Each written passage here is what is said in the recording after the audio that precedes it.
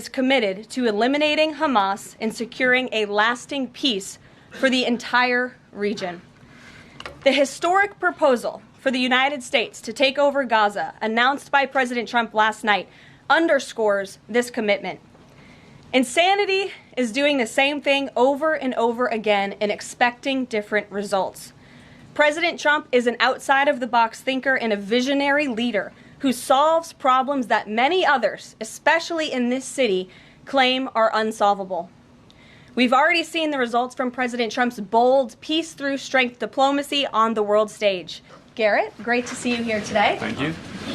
On Gaza, the president has spent basically his entire public career criticizing foreign entanglements, nation building, sending American troops to fight abroad, particularly in the Middle East. This plan seems like it could ultimately involve all of those things. Can you explain this reversal and how building and owning Gaza squares with America First foreign policy? I would reject the premise of your question that this forces the United States to be entangled in conflicts abroad. The president has not committed to putting boots on the ground in Gaza. He has also said that the United States is not going to pay for the rebuilding of Gaza.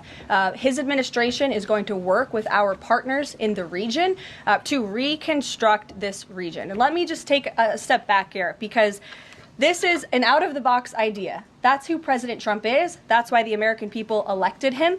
And his goal is lasting peace in the Middle East for all people in the region. And as I said in my opening remarks, we've had the same people pushing the same solutions to this problem for decades. And it's been made very clear to the president that the United States needs to be involved in this rebuilding effort to ensure stability in the region for all people. But that does not mean boots on the ground in Gaza. It does not mean American taxpayers will be funding this effort. It means Donald Trump, who is the best deal maker on the planet, is going to strike a deal with our partners in the region. He did not rule out American troops in Gaza last night. Are you doing that now? I am saying that the president has not committed to that just yet. He has not made that commitment, and you know that. And on the foreign partners, the Jordanians, the Egyptians, the Saudis have already panned this plan.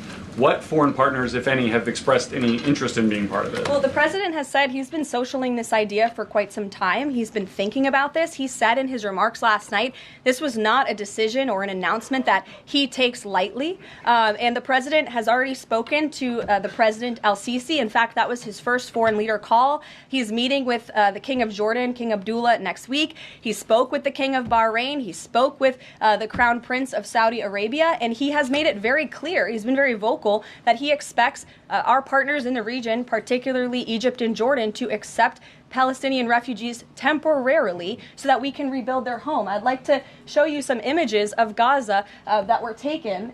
Fox News aired this. I mean, that is, as they put it, an apocalyptic scene in Gaza. This is an uninhabitable place for human beings. Do you really think that families can live their dream in a region that looks like this, with no running water, no electricity? And the special envoy to the president, Steve Witkoff, recently traveled to Gaza, as you all know. And he came back with images that he showed the president of the dire situation here. And the president made this decision with a humanitarian heart for all people in the region. Yes. The president and you here again today have made clear, given the devastation, you think Palestinians have no choice but to leave Gaza and go elsewhere. But Palestinians say this is their home. They don't want to go. The president last night said he's willing to use the military if necessary. Is the U.S. prepared to remove Palestinians from Gaza by force? The president is prepared to rebuild Gaza for Palestinians and all people in the region, peace-loving people who want real economic development and opportunity in the region. This is a region that has been controlled by Iranian-backed terrorists, Hamas, who have brutalized not just Israelis but Palestinians too. It is because of Hamas that you see those images on that screen, that Gaza has become a demolition site, because Hamas launched that brutal attack on Israel on October the 7th. And so again, I would stress, President Trump wants to ensure that this can be a place where all people can live in peace. He is a peacemaker in chief. He made that very clear in his first term. And as for how that will be accomplished, the president and his team are talking with our allies in the region to consider next steps. But should the American people be prepared to see U.S. military on the ground fighting a ground war against Hamas? Again, the president has not committed to U.S. troops in the region. But it is an option. I have said that the president has not committed to that yet. Sure. If I could just follow up on that, though, why not rule out the idea of committing U.S. troops? This has been a long-standing argument that the president has made really over the last decade or so, talking about endless wars and not something the U.S. wants. Why not rule out troops? Because I think the president is very good when he's making deals and negotiating not to rule out anything, because he wants to preserve that leverage in negotiations. And so I think that's what he's doing here. Mary. Follow up on that, though. He also said that everyone loves this plan. He said that in the Oval Office this morning. Sure. In fact, the Deputy Prime Minister of Jordan called it a declaration of war on the Arab people.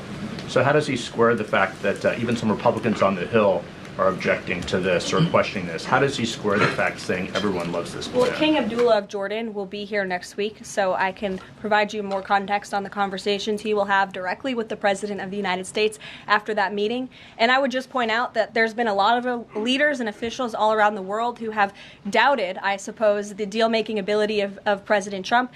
You heard the Panama leader saying that he would not agree to some of the concessions that he has now made because of Secretary Rubio's visit. You had the Colombian president saying he wouldn't accept flights of Colombian illegal nationals who have entered into our country illegally, and those flights are underway. So actions speak louder than words. Dasha. Caroline, you said the president has been working on this idea for a while behind the scenes now. Is there a written plan based on the president's proposal for Gaza? And if so, when was it drafted and who had a hand in that? The plan was written in the president's remarks last night as he revealed it to the world and to the American people, and his team are continuing to be engaged on this effort. I saw the National Security Advisor this morning. He has a very busy day of calls, and they will, again, continue to engage with our partners. That includes Steve Witkoff as well. Tom Bateman with the BBC. Can you confirm that under the President's plans for Gaza, any and all Palestinians who want to stay in Gaza on their land will be allowed to do so? I can confirm that the president is committed to rebuilding Gaza and to temporarily relocating those who are there, because as I've showed you repeatedly, it is a demolition site. There is no running water. There is no electricity. The president wants these individuals to live in peace. He is committed to doing that with this very bold new plan, and we will continue to keep you apprised of updates as we receive them. Is it worth risking the life of a single U.S. Marine to turn the Gaza Strip into the Riviera of the Middle East? Phil, I'm not sure why you're asking me that question, because I've already said the president has not committed to sending Marines or any boots on the ground in Gaza. Does the president, is he looking at offering anything to these Arab countries that take in Palestinians? Is he willing to give them anything in return? And secondly, when the president announced his taking over Gaza policy yesterday, was Netanyahu aware of this, and what was his reaction when Trump presented that idea to him? I won't get ahead of the president's discussions or negotiations on your first question about what would be offered. I think the president's made it clear that he expects these nations in the region to step up and to accept Palestinian refugees who will be temporarily relocated for the rebuilding of Gaza. As for whether Prime Minister Netanyahu was aware before the president's remarks, he was indeed. I wasn't present for that reaction. But again, this is something the president has been socializing and thinking about for quite some time. Jeff. Thanks very much. Two questions. One, the president yesterday used the word permanent for permanently resettle Palestinians. I hear you saying temporarily today. Is that a shift or a specific change that you want to highlight? And my second question is, yesterday he spoke about the U.S. owning Gaza. Who owns Gaza now, and how would the U.S. acquire ownership? Well, Gaza is currently run by Iranian-backed terrorists in the Middle East, Hamas, who we all agree, I think everybody in the region agrees, that can no longer stand. Just look at the events of October 7th and the events since. And the president, again, is committed to rebuilding the region for all people who want to return to it once it is no longer a demolition site and it's a place where people can actually live and thrive in harmony, as he said last night. His words, not mine. Daniel. Permanent versus temporarily resettle? Can you just clarify the president has made it clear that they need to be temporarily relocated out of Gaza for the rebuilding of this effort. Again, it's a demolition site right now. It's not a livable place.